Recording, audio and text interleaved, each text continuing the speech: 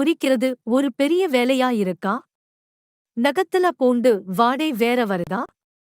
இனி கவலையே படாதீங்க. இந்த சிம்பிள் டிப்ஸை ஃபாலோ பண்ணுங்க.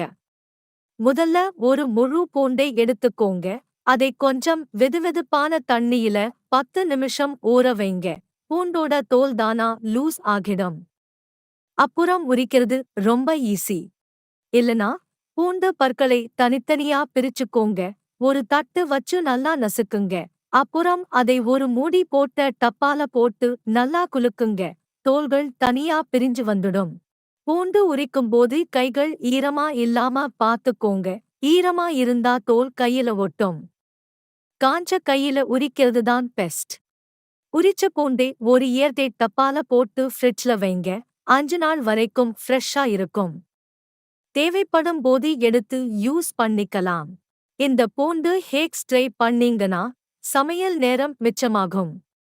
விரல்ல பூண்டு வாடையும் வராது. இப்படி டெய்லி சமையல் ட்ரிக்ஸ்க்காக சப்ஸ்கிரைப் பண்ணுங்க. Cooked tips.